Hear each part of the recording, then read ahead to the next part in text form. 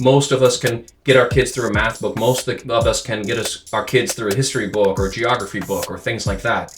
Writing is a lot more tricky because it is a skill that has to be coached. There's not one answer. There's like a million different responses that a child can come up with, right? So how do we actually do that? My name is Tim Anderson. Welcome to Father and Friend, where men learn to live for the good of their families. Ben Lyda has a Master of Humanities and Theological Studies with over 20 years in education. He is the author of Scriptorium Writing, a classical Christian writing curriculum for grades 3 through high school and also for homeschool families. You can find out more about this project at scriptoriumwriting.com. Why don't you start by telling us why you even wrote a curriculum in the first place?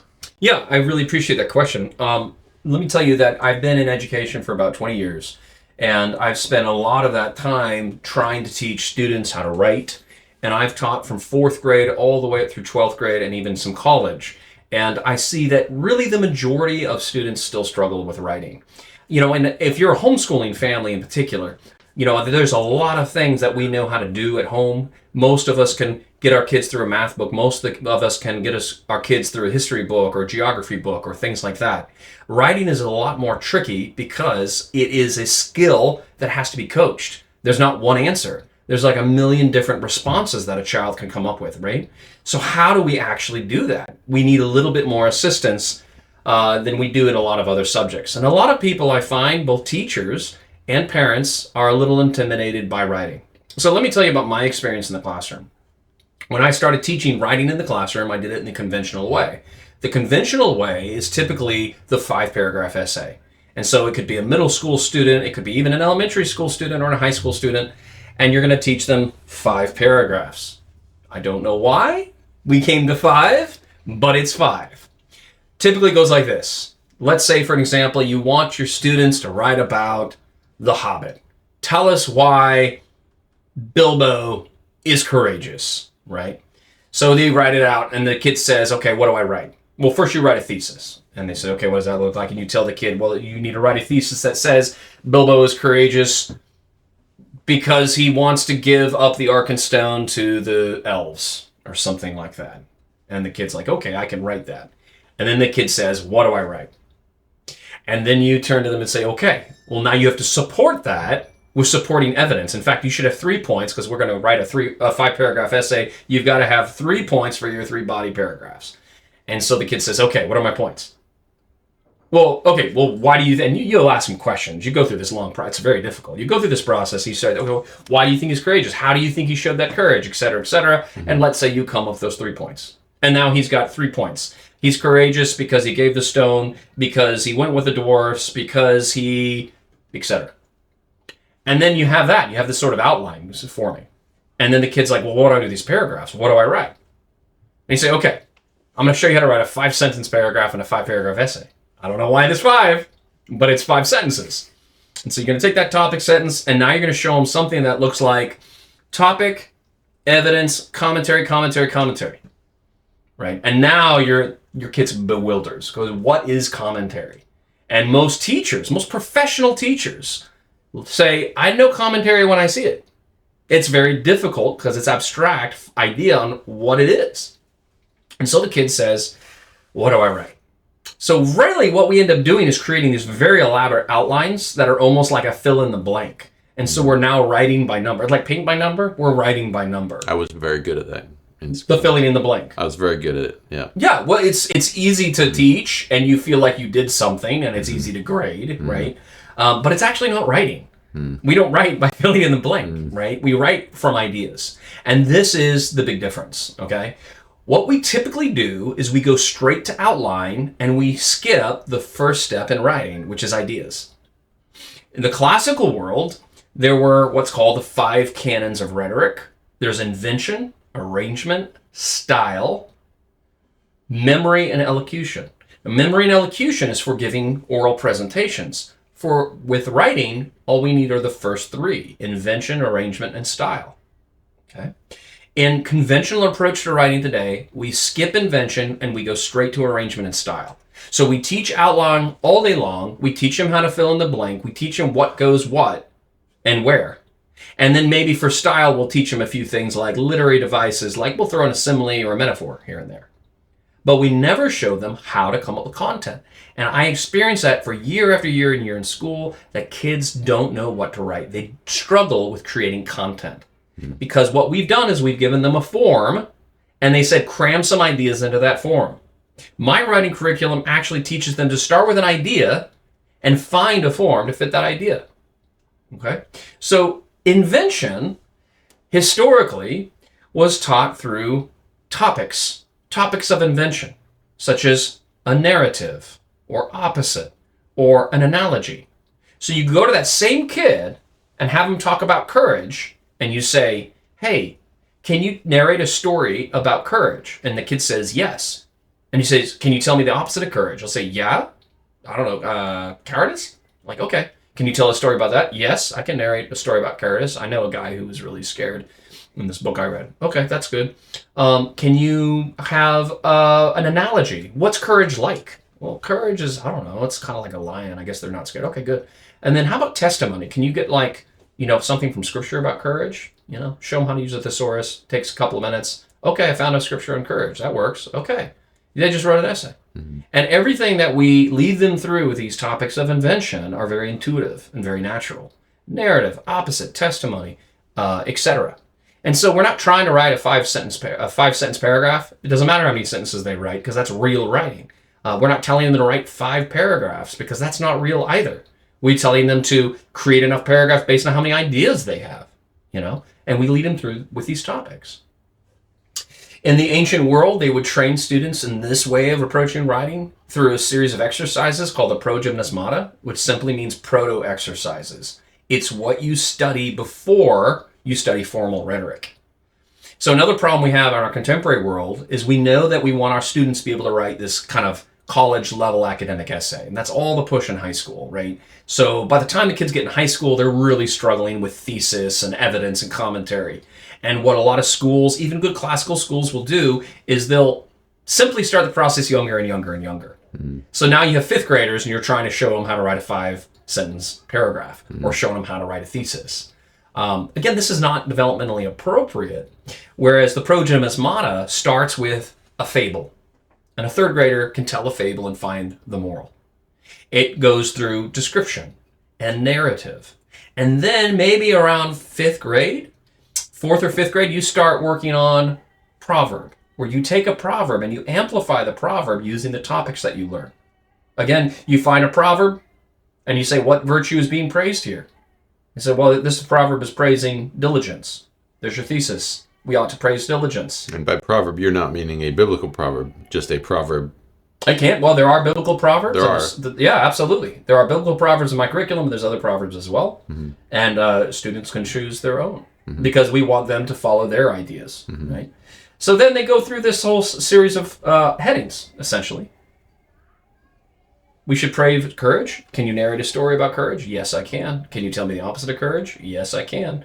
Can you, etc.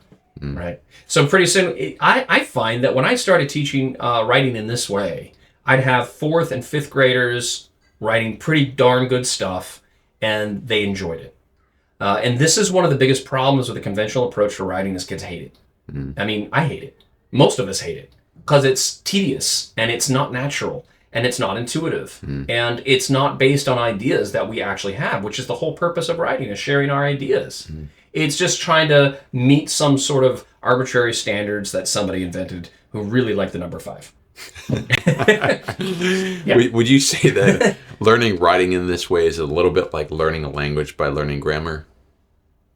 No, I'd say it's the opposite. Mm. Yeah. No, this is more like... No, I'm sorry. Learning a language in the way that is conventional is a little bit like learning a language by teaching grammar. Yeah, it's like trying to learn Spanish by teaching verb conjugation. Right. And starting there. Yeah. Right? That's typically how we approach writing as well. Right, exactly. Mm-hmm. Yeah. So the curriculum is fantastic. It's also very much based on my philosophy of education, which means that all education should be beautiful. All education should form great habits And it should also inspire children with ideas, good ideas, vital ideas, whether or not they write about them. Should just have good material. So the excerpts that I take for sample writing are classic works. They're beautiful works, the kinds of works that people will be reading for many, many years to come, even as they've been read for hundreds of years in the past, right? Then I put paintings in there. Every chapter, every lesson, there's 18 lessons in every book, and everyone has a painting right in the front page. It takes the whole page up just because it's beautiful. Occasionally there's a reference to the painting because it's relevant to the lesson, but most of the time the point is we don't want it to look like a textbook. Nobody likes looking at textbooks. Nobody puts textbooks on their shelves to say, look at this beautiful bookshelf that I have, right? We want things that are beautiful in our home. We want things beautiful in our children's minds. And so even the way the layout is, we keep it not busy. There's purposely a lot of white space, so it's easy on the eye. I have handed it out to people to look at, and they say, this is beautiful, is usually often the first thing I hear. I've also heard from a lot of teachers who've seen a lot of curriculum. They'll say something like, oh, this is really simple. I can get right to teaching. It's basically scripted, so you should have, if any preparation at all, very little preparation is necessary. So tell me about the differences between a teacher in a school using the curriculum versus a homeschool mom or a homeschool dad using the curriculum to teach their children. Yeah, the only difference is the number of students, which means you'll be able to go a little deeper with each of those kids. Because what I advocate for is only 10% of your time you're actually direct teaching, and that's scripted. And then you're going to spend 50% of the time coaching, right? 50%, and the other 40% of the time you're listening. Because they're going to read a passage, and you're going to ask them to narrate it back. You're going to ask them to tell what they heard to help them practice the habit of attention and memory, and also for them to acquire the vocabulary of that text and to start to mimic the style of that text. Again, this is also a very ancient way of learning, but I say ancient, but really all of these methods were just dropped in the 19th century. Even in the 19th century, you'll still find writers, and you can see evidence that they were taught in this way. And then finally, you're going to have that student work on their essay, and that's something that the parent can work right alongside them or wait until they finish to turn in. And in a home setting, I encourage families to make an event of each published work, meaning they've written it out by hand and they're ready to share it. So at the dinner time, it is reading our essays night, right? And before or after dinner, have the child stand up and read their essay. And this is published. It's not time to critique. Coaching time is the time to help them improve their writing. I would pick 1 or 2 things that they can improve with each process. And then when it's publishing time, it's time for applause. I also have in my early teaching days, I would correct student papers, and it'd just be ink, ink, ink, ink, ink all over the paper. And the message I told that kid is, you stink at this. It's not effective. And so what I started doing, and what I encourage parents to do with their kids at home, is when you get something written from your child, if you want them to do a redraft, pick 1 or 2 things to say, this is what I want you to work on. Can you fix that? And that's manageable, it's actionable, and the child can make that change. We're not going to build Rome in a day. So if you happen to be, that parent who knows a lot about writing, just be patient and make sure they learn 1 thing per assignment. After many, many years, that adds up to a lot of things learned. So don't correct everything. Why would somebody choose Scriptorium writing over some other writing curriculum? Yeah, that's a good question. Most of the other curricula out there are very similar to the conventional approach. It's kind of bits and pieces, and then we try to work it up to the whole. My curriculum is, let's look at the whole idea, and then we'll find the pieces to assemble that, right? So it's kind of a completely different approach. The curricula that are similar to mine are other curricula that use the progymnasmata. But one huge difference between mine and those other progymnasmata curricula is that they will focus on narrative for an entire year. And then they'll do proverb for an entire year. And then they'll do maxim or anecdote for an entire year. And this becomes really monotonous and tedious for the children to keep writing the same essay over and over and over again. Where mine is more of a spiral, where I'll introduce 3 of the progem in the first level, and then in the next level, 4th grade, we reuse those 3 and add a couple more. And then in the next grade, You add a few more. So by the time you get to 8th grade, you're writing 13 different styles, if you want to use that word style. But for 13 different projem. What about if someone's already using a curriculum, how do they make this transition? Yeah. Another reason I chose to have a more snowball effect, where I repeat certain lessons in the upper levels, is so that any child at any level can enter into the projem schemata. So in other words, if you've never done any of the projem schemata before and you start in 7th grade, that's okay. We're going to teach you fable, narrative, description, proverb, anecdote before we get to the new stuff. So you're saying that if I want to transition my family, my children, to using Scriptorium writing versus some other curriculum, I can start at any age? Absolutely. And would that be the same for a public or private school, that a transition to the curriculum could be done at any grade? Yes, absolutely. And it's designed with that in mind, because having run some schools myself, I knew that I had to have a solution for the kid who came from a completely different kind of school into my school. And so I knew that they needed to have the same kind of background in writing as all my other students who had been with me before. But it's not going to be monotonous for those kids, because it's always due at the beginning of a year to have a little review anyway, because you'll start noticing that those earlier projem schemata, those earlier exercises, snowball into the latter ones. So even though narrative and description in their own right are one particular activity, by the time you get up to thesis, you'll know how to use narrative and description even within that thesis, because they're persuasive tools. So how do you recommend, if someone was to use your curriculum, that they fit into their grading rubrics or their normal system that they use to assess a student?